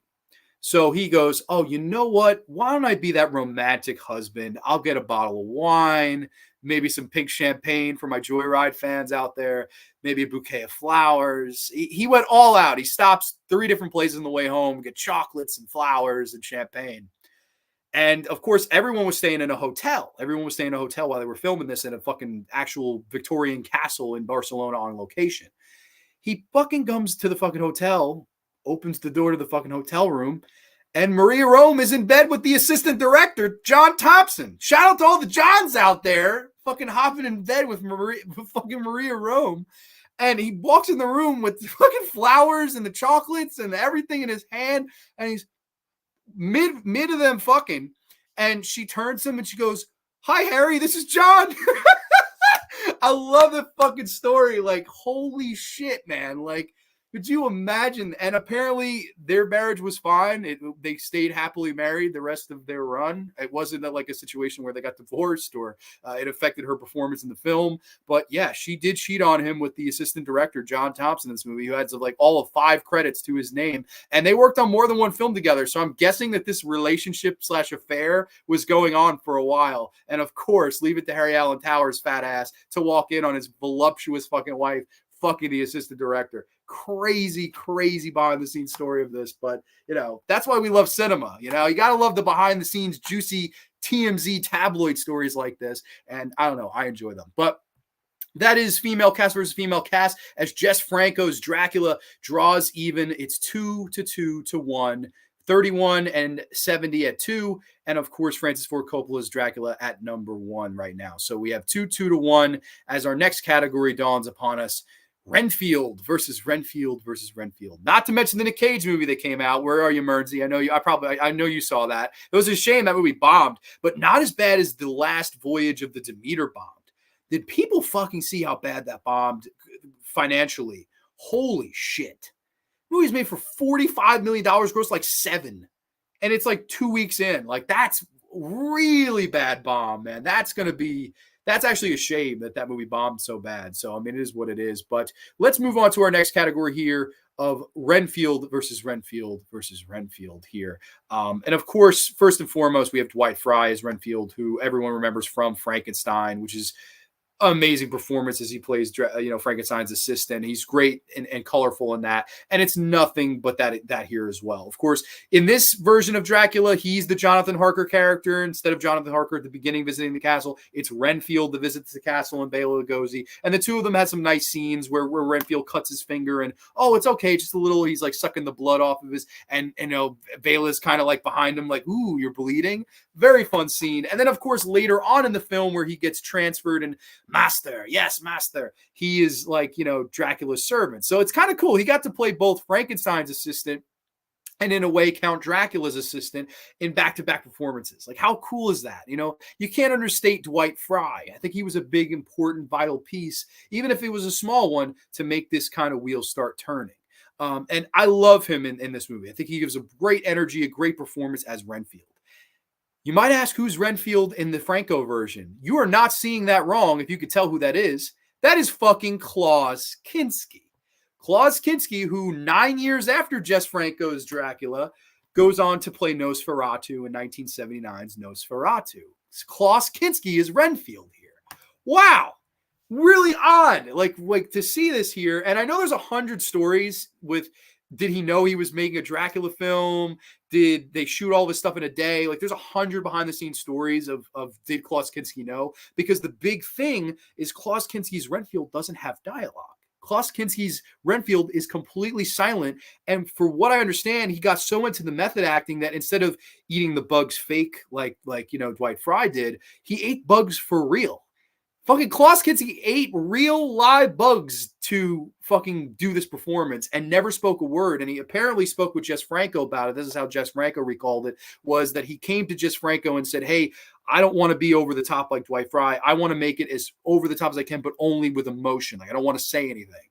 And Jess was like, what? And he was like, dude, I want to just try it silent and see how good of an actor I am. And Jess Franco fucking let him do it. And all of Klaus Kinski's scenes in this kind of padded white room and him eating all these flies for real, he has no dialogue, which is very interesting. But again, it's fucking Klaus Kinski. It's so fun and cool to see Klaus Kinski in there. And I do think he does a good job. Now, last but not least, of course, is Tom Waits as Renfield in the 1992 film, which honestly is a more forgettable aspect of the 92 Dracula. I watched this, 3 nights ago. I don't really remember much from him in the movie. He's kind of just there. It's definitely not as presence-filled as a Dwight Frye or a Klaus Kinski. So it really comes down to those two for me. But to me, I think you have to go with Dwight Frye. I think Dwight Frye as Renfield is just so fucking good and colorful and over the top. And I don't know. I would say for Renfield character, I think you have to go Dwight Frye. So right now, the score is 3-2-1. So 3-2-1. That is the score. Of course, 6 categories in, and we have a few more to go. So let's see. Vampire's Kiss is amazing. Mernzi's emphasizing that. A lot of vowels. Renfield was pretty fun, but yeah, no one saw that shit in theaters. Dude, no one saw that, and even less people are going to see that fucking Dracula on a boat movie. So, I mean, it is what it is. Dracula 3D should be charged with war crimes. Oh my God, yeah, Dracula 3D is horrible. Maybe not enough? Yeah, exactly. Best Renfield is Ralphus. I love Ralph. Yes, master. Yes. I love fucking Ralphus, man. Louis de Jesus is so fun as that role, man. I love him in that. May he rest in pepperonis. So let's move on, though, after this Renfield category. Let's move on into Van Helsing versus Van Helsing versus Van Helsing, of course. First and foremost, of course, you have Mr. Edward Von Sloan as Van Helsing. Let me scroll down here. I lost my screen here. I think, yeah, we were here. Of course, you have... what the fuck is his name? I have to actually... Herbert Lom as Professor Abraham Van Helsing. He does a really good job. And of course, finally, Mr. Sir Anthony Hopkins. The year after, of course, Silence of the Lambs, which is crazy that you got these 3 guys, because all 3 of these guys are awesome. Let's start with, of course, Edward Van Sloan. I think he does really good as Van Helsing in this movie. I like his performance. I think it's very stoic. It's very confident. And I think that Edward von Sloan brought a good, protagonist as opposed to, Dracula's antagonism. And I liked the scenes between he and Bela. I think they had nice, screen rivalry, if you will. I like, the classic scene with the reflection, and they had the actors stand in a spot on a marker to make it look like there was no reflection being casted. I liked that. I think that all that stuff works here.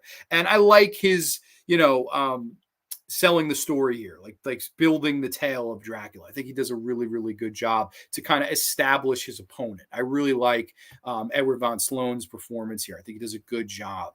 Of course, just Franco's Dracula, he initially wanted Christopher Lee, depending on who you, I'm sorry.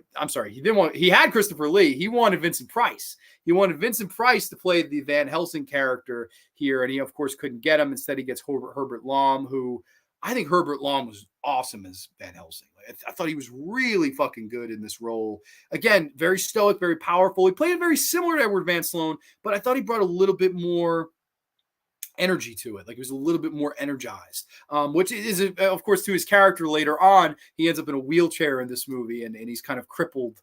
And I thought that was a unique kind of thing with Van Helsing. I'm guessing it's more, faithful to the novel. And then finally, of course, though, you have the slam dunk winner of this category, which is Sir Anthony Hopkins. Of course, coming off his best performance of his career in Silence of the Lambs as one Hannibal Lecter, you have to fucking go Anthony Hopkins here. He's just not even a debate. Like, I like the other two actors. The other two actors do a good job, but they're no Anthony Hopkins. And to me, the best thing in, Francis Ford Coppola's Dracula, other than the visuals and Gary Oldman, would be this guy. I almost wish this movie was more about them against one another. Like I feel like Anthony Hopkins isn't in it enough, considering it's a 2-hour movie. Even though he might have enough screen time in it, it's just a little too much Winona, a little too much Keanu, and not enough Anthony Hopkins. I definitely think you have more Hopkins in there and more Gary Oldman scenes together, like these two guys just going at it. I think you'd have a much better movie here. I really do. I think those two mano a mano would be a fantastic, make for such more of an interesting and fantastic story here. Because I love Anthony Hopkins in this role. I thought he just did a really, really good job. And I think I just think he nailed it. I think he was so good in this role. And I think this is a guy that you just had to get. I think he was just so good coming off the performance of his career. To me, it's a very easy choice for Anthony Hopkins as the best Van Helsing. So to keep you updated with the score, Dracula 31 has 3, Dracula 70 has 2, and now Francis Ford Coppola's Dracula has 2 as well. So it's 3-2 as we move on. Let's go back to the comments here. What about the greatest Dracula of all time? Leslie Nielsen. Oh my God. Of course. Dracula, Dead and Loving It. Love that movie. I know that's one that gets a lot of shit, but I have a lot of fun with that movie for sure, man. Great movie, Mearnsey. Also great Van Helsing and Mel Brooks. Of course. Mateo. I'm going Hopkins. He was wicked in that flick. Dude, yeah, you can't go wrong with Anthony Hopkins to me. Good brother Thomas here, the Undead of Night. Hey, John and chat, just getting here. Great 3-way battle tonight. Man, this has been a fun one. This has been fun so far, and we're getting down to the nitty gritty, so I'm glad you're here. Same here. Anthony Hopkins is from a different planet. Dude, yeah, you can't argue. You just can't. I mean, I like again, Herbert Lom, probably of the novel, is the best. But Anthony Hopkins is such a great actor. You have to give it to Anthony Hopkins. There's no debate. There just isn't. I mean, you got to give the point to Anthony Hopkins. He's just, to me, of my lifetime, of actors that have acted in my lifetime, he'd probably have to be in the top 10.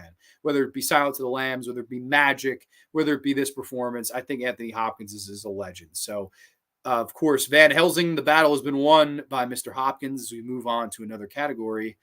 Oh, yes, it is horror versus horror. Yes, we have our 3 pictures here. Of course, we have one Bela Lugosi standing with the wonderful, light on his eyes. Of course, Soledad Miranda calling and beckoning in the young children. And of course, this female vampire here that's being shown the cross in the Dracula 1992 movie. This is a category that I know probably a lot of people would be like, really? But I mean, yeah, at the end of the day, these are 3 horror movies, right? These are 3 horror pictures. Which one has the best horror? We talked about which one had the best female cast. We talked about which one had the best direction, the best lead actor. Why not talk about which one of the horror movies has the best horror, right? I don't know. I think that's a fair fucking category here. And we look at the top here.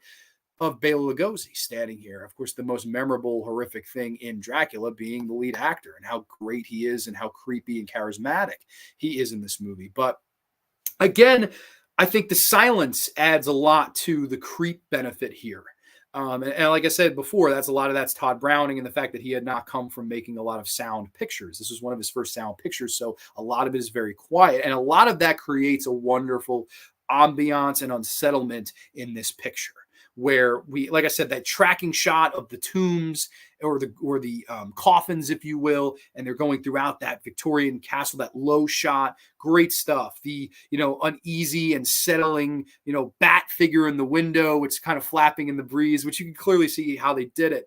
But he was just. I love what Todd Browning did with this. I think he did make it scary, and he brings the gothic horror here. This is really like one of the birthplaces of gothic, straight up gothic horror that almost 100 years later is still a prevalent thing in the genre. We love gothic horror. It's like just something that never gets old. You have to love gothic horror, and I think that Dracula 31 is a movie that has a ton of that. If you're looking for good gothic horror with that universal monster, backlot feel to it and silence and ambiance, I think that's the type of horror movie you're looking for.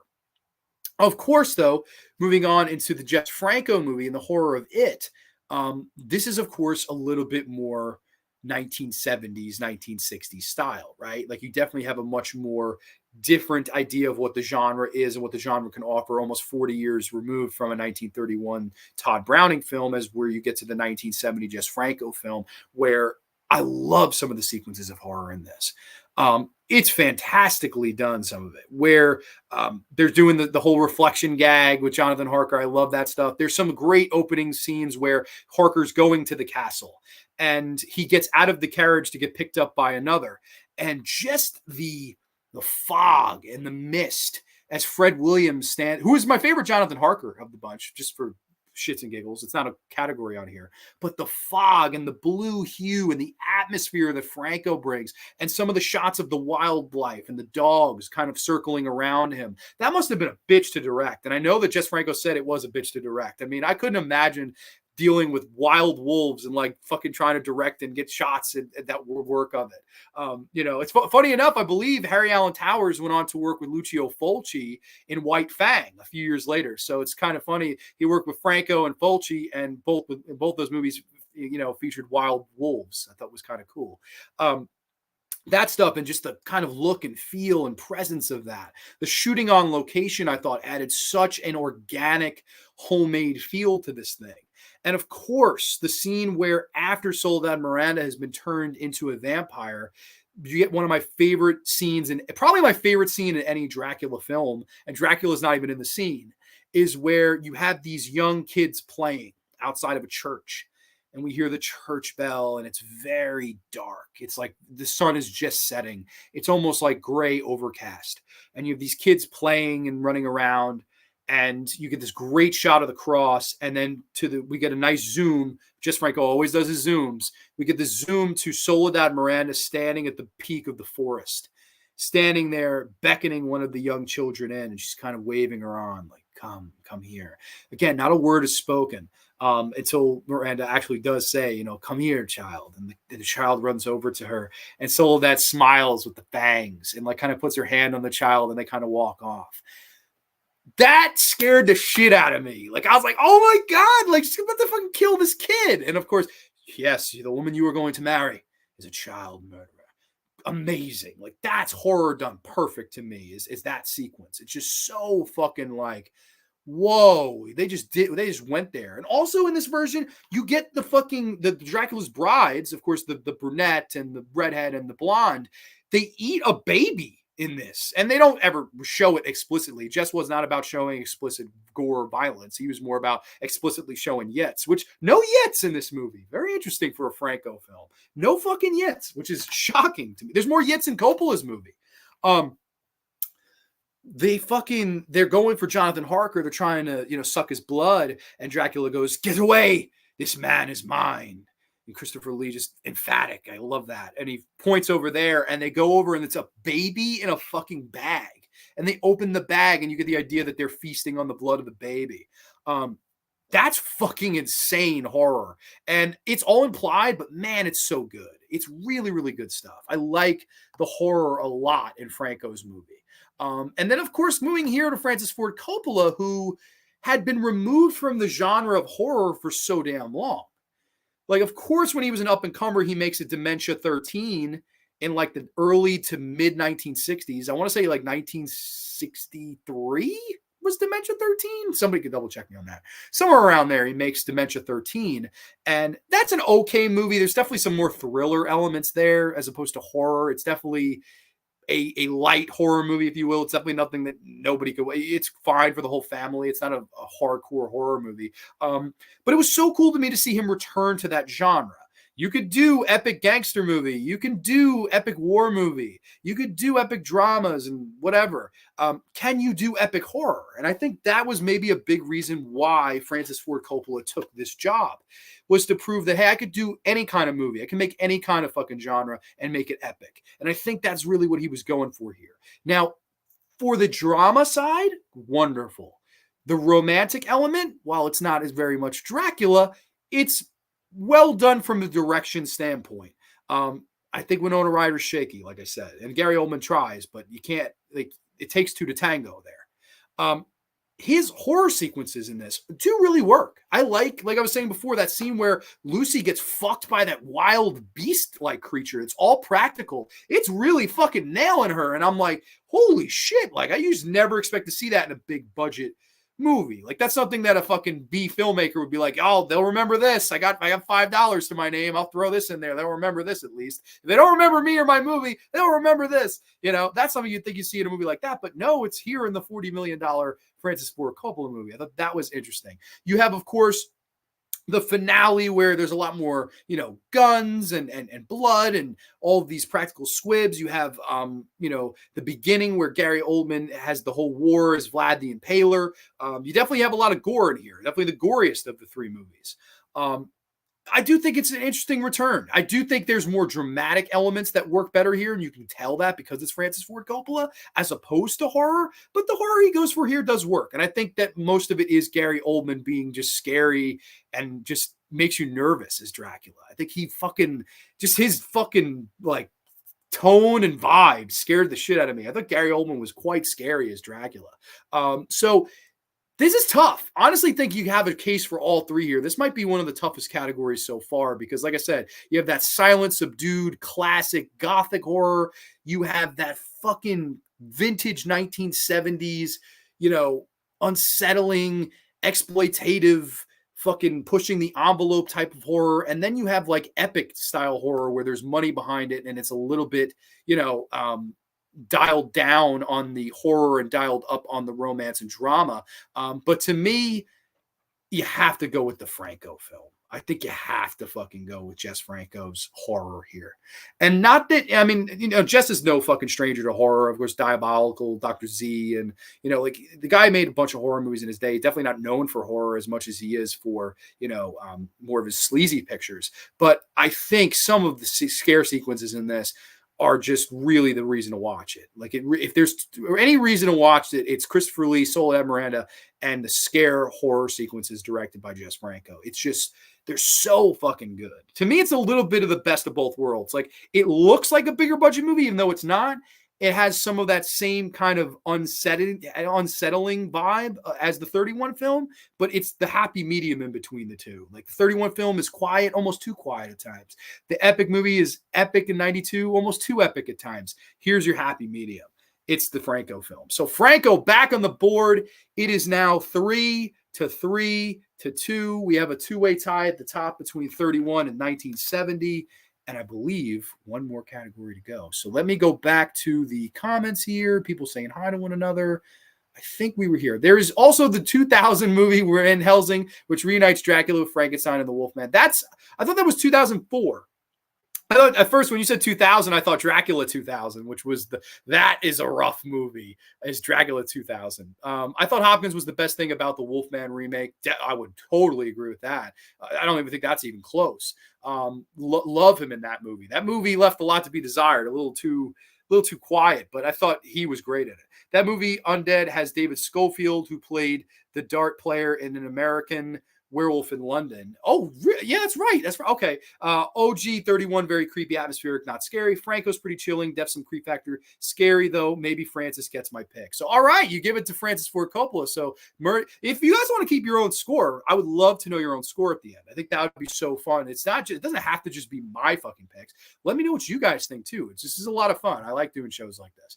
In 1992, I noticed that they kind of reversed the hairstyle of Lucy and Mina, because in that movie, Lucy is redhead and Mina is brunette. Yes, exactly. And of course, Lucy in the Franco film is the dark-haired Miranda, and I believe the Mina character is blonde. And in the original film, you can't really tell because it's in black and white. So I mean, it is what it is. Love the scene in 92 with the big bat going in the dark and becoming rats. That was good horror. It really, that was. I should have mentioned that.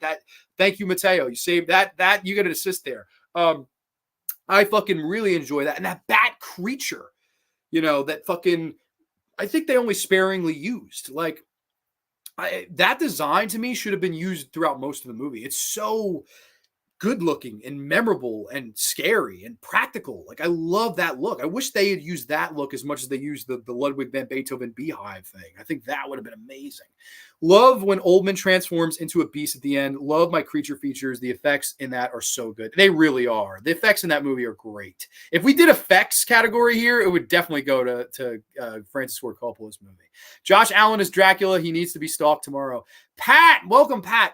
Yo, Pat. Josh Allen is banging Haley Steinfeld. That guy wins. It's the hottest woman on the planet, and he's with her, man. So Josh Allen is Dracula. He is Dracula, man. The only thing that Dracula can't do, though, is win a Super Bowl. Yes! Screw the Bills. I don't like the Bills. Sorry. Also, apparently, a lot of people have been telling me I should do NFL picks this year, like week by week. I think that'd be fun. So maybe I'll do that. I think that'd be a fun time.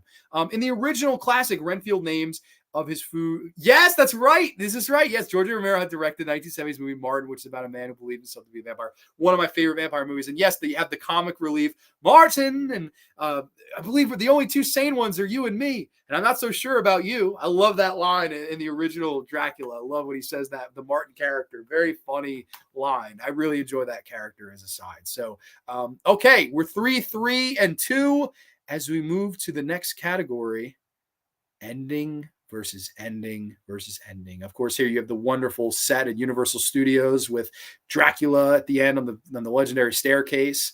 You have the wonderful Christopher Lee, which this wasn't actually a shot of the end. I couldn't find a shot of Christopher Lee at the end of that movie for some reason, where he burns in the coffin alive. That I couldn't find that picture online, so I just used that. And of course, the ending of the Francis Ford Coppola movie, where, of course, Dracula is finally impaled and, of course, Mina is released from his hold. So interesting here, because my next few thoughts are going to be very controversial. Now, I might piss some people off. I never cared for the ending of this movie. I think it's too anticlimactic. I think if there's any knock I have on the original Dracula, it is the ending. I don't care for the ending of this movie. I don't think it works. It's like the whole movie works with that slow burn, quiet, atmospheric, classic vibe. And the movie, like I said, maybe it's a little top heavy at times. Like, it definitely in the middle kind of meanders a little bit, and it doesn't have that big of a payoff. The finale isn't much.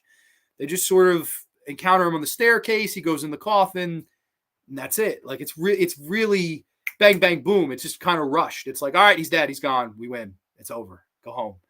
Drive safe. It's just odd. It's like, it's very anticlimactic for such a remembered and revered horror movie. The ending never hit home for me here. Very unpopular, and I'm sure that people will be like, you fucking suck, you're a hack. Maybe I just don't really like the ending here. I don't think the ending worked. It just didn't work for me. However, you also have the ending of this movie, which, again, I am not a fan of the ending of this movie. I don't think this movie ended very well either, where, of course, Christopher Lee has to retreat to the coffin, and Jonathan Harker and company, no Van Helsing. Van Helsing's not in the finale here because he's in a wheelchair, which was weird. But again, maybe more accurate to the book. I don't know. They had the whole finale where they set the coffin on fire. He's inside, and he can't open it because they're outside and it's sunlight. Great idea on paper. Horribly filmed. And I'm assuming this is around the time they ran out of fucking money, and Jess Franco had to go into his own pocket to finish the film. That's what I'm guessing is what happened at that time. Because it's very noticeable how bad the effects are at the end of this, where you see Christopher Lee in the coffin, he's looking around, oh my God, I'm on fire, I'm going to die. And then they do this really bad cut where it's like clearly a doll or dummy, and then it's a skeleton, and it ends. And it's really bad. Like, it ages. It's the most horribly aged thing of any of the three movies. And you're talking about all three of these movies are at least 30 plus years old. One of them is almost 100 years old, and that ending of this movie is the one that aged the poorest. I actually would say I hate the ending of this. It's just such a letdown compared to the rest of the fucking film. It really is. I don't like the final thing here. But finally, the ending of the Francis Ford Coppola movie, which I think is easily the best of the three. I love the ending of this, where you have the gun shoots and they're trying to cut Dracula off at the castle, and you have Mina trying to seduce fucking Van Helsing, and he realizes it's a trick, and the whole kind of, epicness of it. It almost is like a giant stage play finale where, Dracula gets stabbed in the heart and my love, and it's very, very stage playing. And of course, my love, take it out of me. And then she jams it in harder and she's released from his spell. But we do see, of course, the whole story of the movie coming full circle, where at the beginning he was told his lover, because she killed herself, would go straight to hell and be damned to hell. And thus is why he becomes a vampire and becomes Dracula from Vlad the Impaler. And then, of course, once he is killed, you see their souls holding hands and they kind of fly up to heaven together. So it's like a happy ending for Dracula. He does get to live eternally in peace in heaven with his love of his life. Cheesy. I could see someone going, that is so sweet and sentimental, it'll rot your teeth out of your brain. You're not wrong. But this is the ending a Dracula movie deserves. You have the action there. You have the wonderful direction from Coppola. You have the shootout. You have the practical makeup effects. You have the creatures. You have this epic fucking snow. It's all snowy on the ground. And oh my God, it's a visual treat. It really is. Like I have to upgrade this movie. I just have to. It's a visual treat, the end of this movie. And it really does end Dracula to me in the best way out of any adaptation. I love the ending here. It's wonderful. So if you're keeping score at home, that gets this to point number 3. So 9 categories in, we're tied. 3-all. 3-all, and I'm out of categories.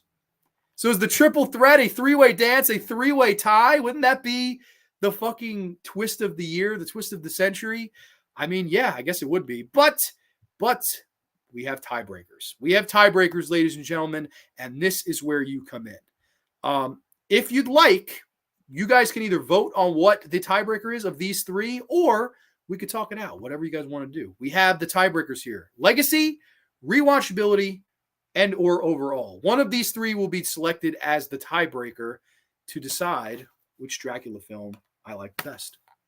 Very interesting here. So let's go back to comments. I want to hear your guys' thoughts, and we'll go from here. Let's go with the NFL picks. Yeah, I think that'd be fun to do. What about Dracula sacrificing himself in Blade Trinity? That was an interesting ending. Well, Blade Trinity, compared to these fucking 3 movies, Blade Trinity is quite bad. And yeah, no, compared to a lot of movies, it's quite. Blade 2, I love. Blade and Blade 2, I love those movies. Del Toro did a great job with fucking Blade 2. But man, yeah, it's tough here.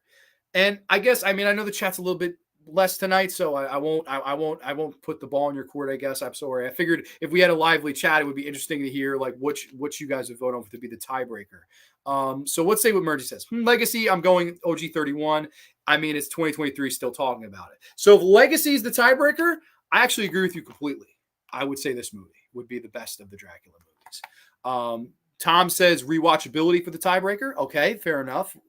Rewatchability, I actually go with the fucking Franco film. I really do. I've watched this the most of the 3, probably.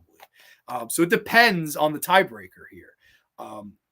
So we have 1 for each. We'll let you guys vote. Let's see what you guys say. And then I guess overall, right? I mean, we've just given my opinions on the first 2. If it's legacy, you got to go the original. If it's rewatchability, I think you got to go Franco. But overall, which is the best movie of these 3 here? And like I said, I'm sorry if I put the ball in your guys' court and there's not as many people in the chat tonight. So I will stop you holding you guys in suspense after I read this comment. Rewatch probably Coppola for me. Over me is Franco, though. Okay, fair enough.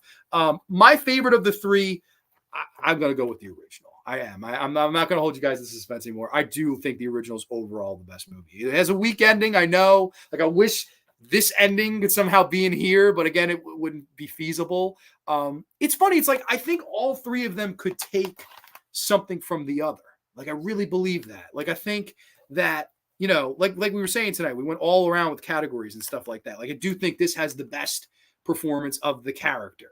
I do think this one has the best female cast and the best horror of the three of them. I think this one has the best production and look and visual and feel and ending. So all three of them can really take from the other. But if you have a gun to my head and you say, Grande, you son of a bitch, pick one.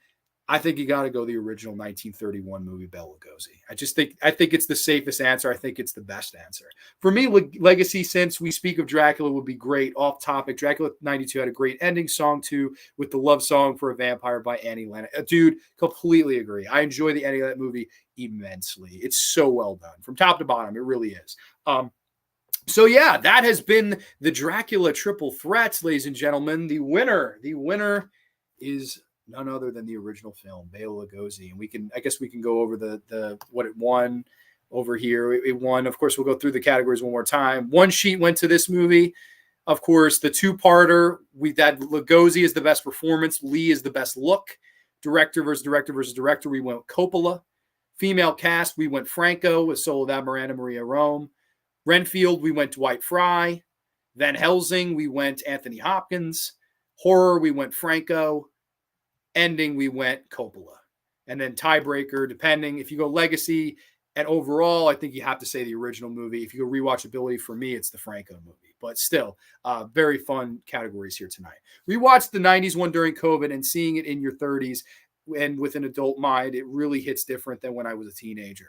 I'm assuming in a good way. I'm thinking that's in a good way. They're both great movies. I don't know. I saw Dracula 92 really young. I think I was too young to I was like 9 or 10. I think when I got around to seeing it, I didn't hit home for me then. Like, I loved the original. And I liked the Hugh Jackman Van Helsing. I liked that movie a lot as a kid, which I know now a lot of people make fun of me, but I didn't mind that movie. I said it before. I'll say it again. Got to go with 31. Wouldn't have it. Yeah, I think too. I think you have to go 31. I thought the Coppola ending was a bit romantic cheese. My love, exactly. Yeah, it is. It's definitely very cheesy. Or it's too sweet. It definitely. I know what you mean. But overall, that ending is so fucking epic and grand. Considering the ending here, just really like. I don't know, but I guess that's a reflection of the time. You can't really have a very over-the-top grand ending. And then the Franco movie definitely is the worst ending, where it's just they ran out of money. Like, you could tell. He just was like, all right, fuck it. Like, great stream, Grande. Thank you so much, Texas. Absolutely in a good way. It's an incredible filmmaking achievement. I agree with that wholeheartedly. I really enjoy all three of these movies. To me, you cannot go wrong with any of them. But tonight, the ultimate winner of the triple threat match is the original Todd Browning, Bela Lugosi, Dracula from Universal Pictures, Universal Monsters. So this was a lot of fun, ladies and gentlemen. I had a really great time talking all things Dracula with you guys. This is something I'd love to do in the future. I'd love to do more. Like, we'll do another triple threat down the road. So if you guys have ideas or movies you think you should go up against each other, I've never done this. I've never done like a sequel episode where we do like one horror sequel versus another of a franchise. I think that would be something fun to do, keep it a little bit more mainstream on a night like that, because this definitely, we didn't have as big a crowd as we usually do on Grande's Graveyard, and I would assume some of that is because of doing Dracula, maybe not as big of a name as a Michael Myers or Jason Voorhees, but I wanted to do this, and I think it was so much fun that we got to do this tonight. It was a lot of fun doing this show. Let's say Mateo says, did Dracula 92 win any Academy Awards? It won 3 Academy Awards. I will tell you right now what it won. Let's see. Won costume design, best effects, and best makeup. And I agree with all 3 of those. I think the movie looks fantastic. The idea of the Franco ending was good.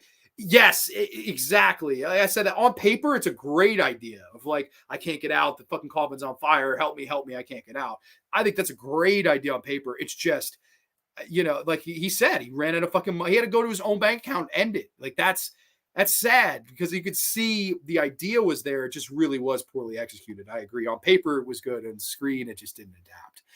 So, I mean, it is what it is. But, I had a lot of fun, guys. If you want to give me your scores in the comments, if you want to catch the replay, let me know what you guys have as the winner of the three. If you want to even do category by category, how you'd rank it as we went along, that'd be super fun of you guys to do. We'll be back next week with the J Horror special where I'll be reviewing. I initially had 3. I don't know if I'm going to have time for 3 as well. I have a busy weekend coming up, and I also have, I'm still working on my short movie. So there's color grading to be done, audio to be fixed, a lot of work going on there. Music, I mean, I'm stressed out of my mind on the short movie. So we may do the Japanese horror special of just 2. I definitely want to do Suicide Squad. I definitely want to do Tokyo Gore Police. If I can rewatch Battle Royale by then, we'll also have Battle Royale thrown into the J Horror special. So I'm super excited about that. Not going to want to miss that show. It's going to be a lot of fun. Mateo gives me one of these. Thank you so much, Mateo. Everybody, thank you so much for checking out the show tonight. Let me know down below who your favorite Dracula and your favorite Dracula movie is if you catch the replay or if you're, commenting live now. I think Dracula 31 one sheet is owned by Kirk Hammett, and I believe he paid a lot of money for it. If I'm not mistaken, I thought it was 7 figures the last I heard. So I'm not sure about that. You can double check me. But it is what it is. But everybody, thank you so much. We will catch you next time only on The Graveyard by Children of the Night. What music they make. Good night, everybody. Cheers to a safe, happy, healthy weekend. To sweet peas.